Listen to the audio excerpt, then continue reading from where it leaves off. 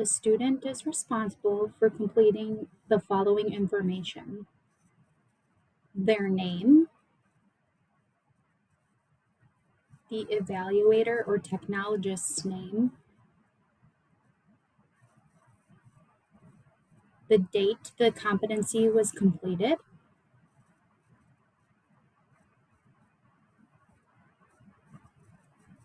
which exam they comped on,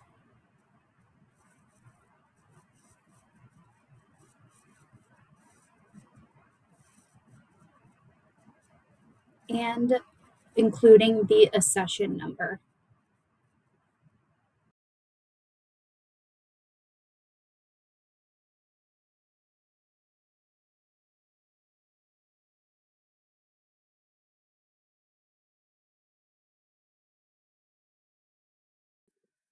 When a student shares an electronic comp form with you, should it come across your email looking something like this, typically saying the student's name here.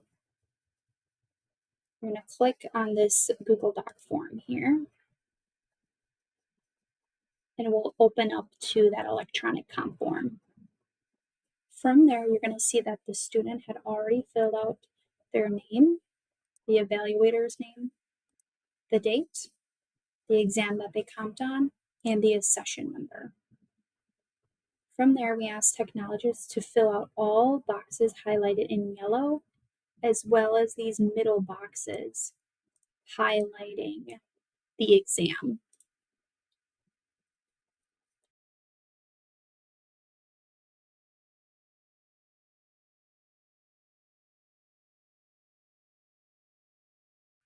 The first section you're going to see that you would need to fill out is this performance evaluation section. So these first two questions here, A and B, are yes or no questions. Was there sufficient evaluation of the requisition? Did the student look at the rec, determine what exam needed to be done on what part and on which side? Yes or no? An adequate physical facilities readiness. Did they set up their room, their equipment? Did they get the panel ready? Did they set their technique?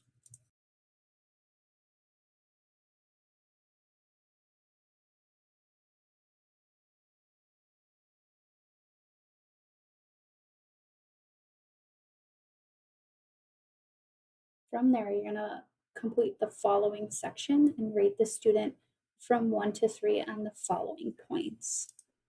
Now, each of these sections have a clear explanation down over here in the comp form breakdown. There's a tab at the bottom where you can check and see. For a patient-technologist relationship, did they correctly identify the patient using 2 patient identifiers? Did they assist the patient into the room, ensure privacy and modesty, assist patients out of the exam room, and more? Since our student did all that, we're going to mark them a 3. For IR selection, again, going to the comp form breakdown, did they select the correct IR size? Did they put it in the bucky or under the patient correctly, lengthwise, crosswise, diagonal, and the proper position of the IR? Did they properly put it tabletop or in the bucky? Again, each one of these has an explanation within this comp form breakdown as to what the points we're looking for.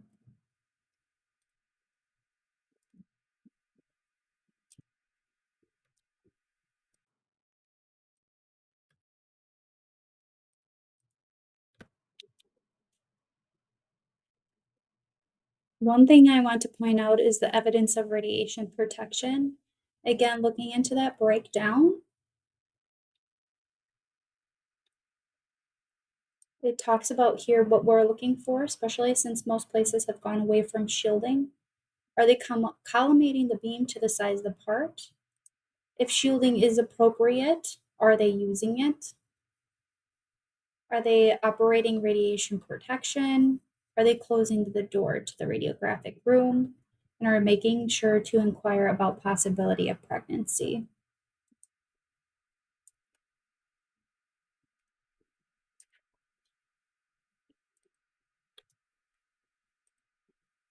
Now, this anatomical parts identified is going to be completed by the school faculty.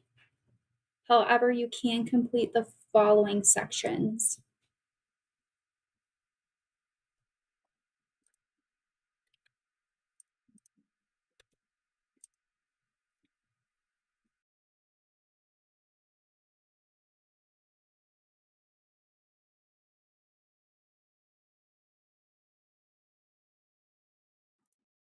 So since this exam was a KUB, it was only one projection, so we're only going to fill out the appropriate column here for a PA or AP. Now, if this were a chest x-ray, PA and lat, we would also fill out the lateral column.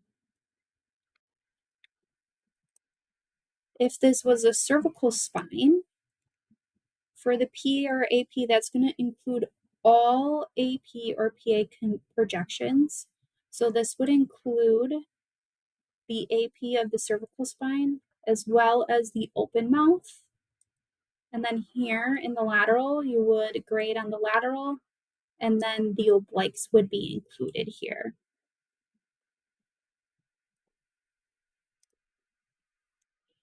For a lumbar spine, if they're only doing an AP lateral in spot, again, the AP is going to be under this section. You're going to grade both the lateral and the spot image in the lateral column. We will not be making another section for that spot image because it is a lateral projection. It's going to fall under this lateral column.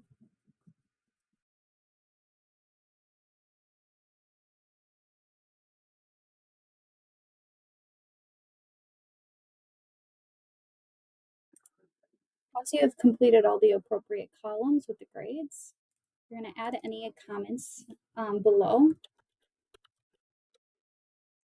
And then you're going to fill out the yellow boxes down here. Did this student have any repeat images? Yes or no? If you're putting yes, you have to state which one that they repeated on. Again, we're referring to a KUB here, so it's just going to be the AP. Do you believe this student passed or failed the competency? Because they had a repeat image, they're going to fail. And then the total time of the exam, please do not forget to fill out this section. Please fill it out in minutes. It took about 10 minutes for the exam. This blue faculty verification box is to only be completed by school faculty. What we do is check the version history of the document to ensure that the technologist is the one who actually completed the form, to ensure that the student isn't filling out themselves. Again, this box is to be completed by school faculty only.